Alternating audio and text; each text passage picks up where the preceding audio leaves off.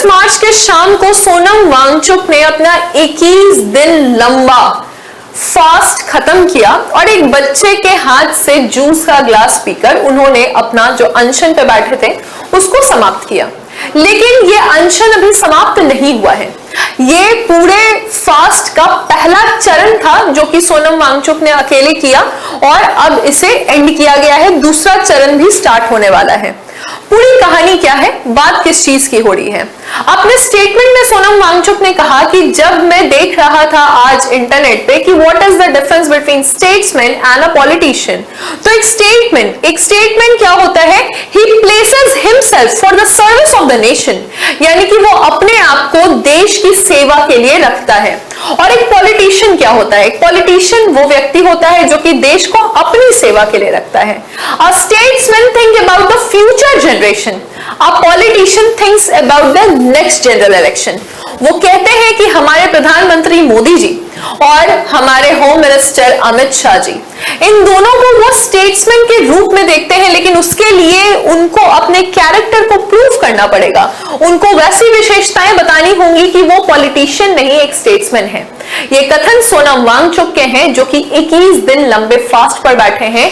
उनका कहना है कि लद्दाख को यूनियन टेरिटरी नहीं लेकिन एक स्टेट का दर्जा दिया जाए और साथ ही साथ लद्दाख को 6th शेड्यूल 6वीं अनुसूची में भी रखा जाए, जहां पर अभी तक 4 स्टेट्स हैं, असम, त्रिपुरा, मेघालय और मिजोरम।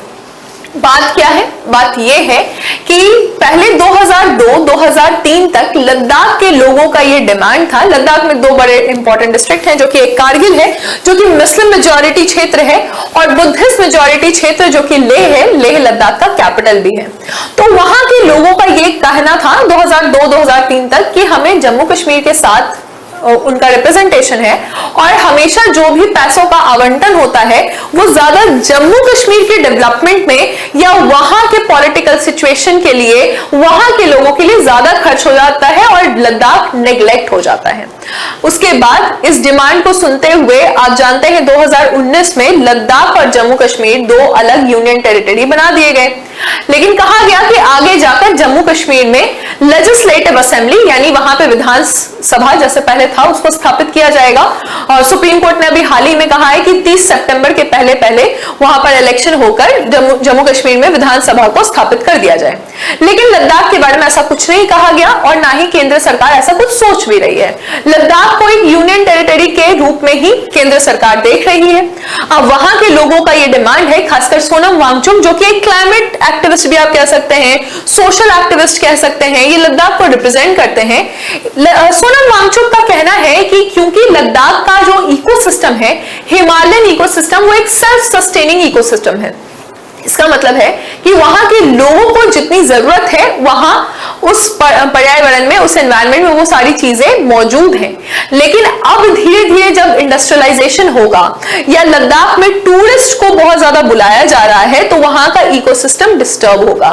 एक एग्जांपल हम आपको दें तो लद्दाख के जो लोग हैं वो लोग ड्राई टॉयलेट का इस्तेमाल करते हैं, लेकिन टूरिस्ट जब वहां जाते हैं तो सिर्फ 7 से 8 बाल्टी औसतन वो फ्लश में उसको यूज कर देते हैं। ये पानी आता कहां से है? ये पानी आता है ग्लेशियर के मेल्टिंग से। जितना ज्यादा वहां के बर्फ पिघलेंगे उससे सिर्फ लद्दाख को ही हानि नहीं पहुंचेगी, लेकिन साथ ही साथ वहां पर पूरे जो, क्योंकि हम 3rd पोल कह रहे हैं हिमालय को, तो पूरे हिमालयन को क्षति पहुंचेगी और पूरे दुनिया में वाटर लेवल राइज होगा और ग्लेशियर मेल्ट होगा। इस कारण से सोनम वांगचुक ने अभी 21 दिन लंबा फास्ट रखा। कहा जा रहा था कि वो फास्ट नहीं तोड़ना चाह रहे थे, लेकिन वहां के लोगों की काफी बोलने के बाद उन्होंने 21 दिन के बाद अपने फास्ट को तोड़ा और लद्दाख की डिमांड को पूरा किया जाए, इस कारण से वो सिर्फ नमक और पानी में थे। लद्दाख एक ऊंचे एल्टीट्यूड पे है, वहां पर सनलाइट बहुत तेज होती है। जैसे जैसे आप ऊंचे एल्टीट्यूड पे जाएंगे वहां सनलाइट बहुत तेज होती है। साथ ही साथ टेम्परेचर काफी कम है, सिर्फ -4 डिग्री तक का टेम्परेचर है लद्दाख में। और उस समय इन्होंने अपने आप ये अनशन पे बैठते हैं। गांधी जी भी जो सबसे लंबा अनशन करते थे वो किए थे, वो 21 दिन का ही था। सोनम वांगचुक ने उसी तर्ज पे अभी उन्होंने कहा कि फास्ट अनटू डेथ, यानी अब दूसरा और तीसरा चरण भी शुरू होगा। दूसरे चरण में वहां की महिलाएं जो हैं वो फास्ट करेंगी 10 दिन का, फिर युवा रहेंगे, युवा फास्ट करेंगे, उसके बाद वहां के मॉन्क भी आकर फास्ट कर सकते हैं। इस फास्ट को क्लाइमेट फास्ट के नाम से जाना जा रहा है क्योंकि लद्दाख के इकोसिस्टम, लद्दाख के क्लाइमेट के लिए फास्ट किया जा रहा है। 6 मार्च को उन्होंने फास्ट को अनाउंस किया था और 26 मार्च के शाम में इन्होंने ये फास्ट तोड़ा। और मेन डिमांड यही है कि जो अभी यूनियन टेरिटरी का स्टेटस दिया गया है उसको वो स्टेट का स्टेटस दे। ये हंगर स्ट्राइक 27 मार्च को वो अनाउंस करते हैं कि अभी ये और लंबा चलेगा। दूसरे चरण में महिलाएं आएंगी, तीसरे चरण में युवा आएंगे, फिर नेक्स्ट चरण में मॉन्क भी आएंगे। इस तरह से 60 से 70 हजार लोग उनके साथ जुड़ेंगे। जब सोनम वांगचुक ने 21 दिन लंबा फास्ट रखा तो 6000 लोगों ने उनके साथ एक दिन का फास्ट भी रखा था, ये बात भी उन्हें बताई। इनका मेन डिमांड यही है कि जो यहाँ की इंडिजीनियस ट्राइब्स हैं, यानी वहां पे जो अनुसूचित जनजाति है, उनको प्रोटेक्ट किया जाए, उनके कल्चर को समझा जाए और उनके कल्चर को प्रिजर्व किया जाए, उनकी संरक्षण की जा सके। साथ ही साथ जो हिमालय है, हिमालय काफी ज्यादा नाजुक है, फ्रिजाइल है, तो हिमालयन इकोसिस्टम को यहाँ पर कंजर्व करने की बात भी की गई। लेह और कारगिल 2 जगह को यहाँ मेजॉरिटी में यहाँ पे 2 ही डिस्ट्रिक्ट इंपॉर्टेंट है, 2 ही डिस्ट्रिक्ट हैं, तो इसको 6th शेड्यूल और स्टेटहुड में डाला जाए। जैसा हमने पहले भी बात की कि पहले इनका डिमांड था कि यूनियन टेरिटरी बने क्योंकि जम्मू कश्मीर के कारण ये नेग्लेक्ट हो रहे थे, लेकिन जब ये यूनियन टेरिटरी बन गए तो इन्हें पता चला कि पहले तो लोकसभा में इनके रिप्रेजेंटेशन ज्यादा थे, इनको ज्यादा लोग रिप्रेजेंट कर रहे थे, अब इनके रिप्रेजेंटेशन भी बहुत कम हो गए हैं। राज्यसभा में तो रिप्रेजेंटेशन होगा ही नहीं क्योंकि विधानसभा है नहीं यहाँ पर, और साथ ही साथ अब इनके रिप्रेजेंटेशन कम हो गए हैं। तो पूरे लद्दाख को एक ब्यूरोक्रेट के हाथ में सौंप देना, क्या ये सही है?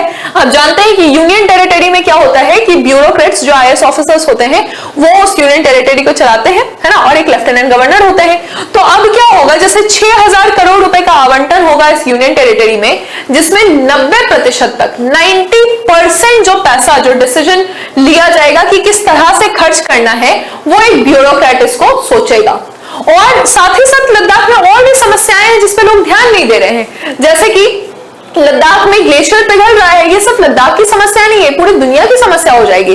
जो डिजास्टर होने वाला है, जो क्लाइमेट डिजास्टर होने वाला है, उसमें एक ब्यूरोक्रेट अगर वो लद्दाख के नहीं है, यानी कि लद्दाख को रिप्रेजेंट नहीं कर रहे हैं, लद्दाख का प्रतिनिधित्व नहीं कर रहे हैं, तो वो उन समस्याओं को नहीं समझ सकते हैं। पैस्टोरल लैंड, ज्यादातर लद्दाख के जो लोग हैं वो चरवाहे हैं, तो जो पैस्टोरल लैंड है वो भी कम हो रही है, उसको भी क्षति पहुंच रही है। और चाइना के लोग इंक्रोच कर रहे हैं, चाइनीज इंक्रोचमेंट हो रहा है। ये सारी समस्याएं लद्दाख में मौजूद हैं और इस समस्याओं के लिए सोनम वांगचुक ने इतना लंबा फास्ट रखा। किसी भी टॉपिक को आपको इसी तरह से डिटेल में समझना है और साथ ही साथ उसके एनालिटिकल पर्सपेक्टिव को भी समझना है, ताकि आपके एग्जाम में दोनों ही चीज काम आ सके। प्रीलिम्स में आपके factual details, statement based questions, और मेंस में उसका एनालिटिकल पर्सपेक्टिव। तो हमेशा कोशिश करें जब भी आप करंट अफेयर्स पढ़ रहे हैं या कोई भी आप अपना स्टैटिक पोर्शन पढ़ रहे हैं, उसके एनालिटिकल व्यू पॉइंट को आप पढ़ें। इस तरह से पढ़ने के लिए आप हमारे बैचेस में आ सकते हैं। ये बैच जैसे कि चाणक्य 4.0 बैच, जहां पे आपको BPSC की प्री और मेंस की तैयारी करवाई जा रही है। यहां आपको 90% तक का डिस्काउंट मिलेगा अगर आप 28 मार्च के पहले अपने आप को एनरोल कराते हैं। साथ ही साथ 3 महीने की एक्स्ट्रा वैलिडिटी भी मिलेगी। Thank you.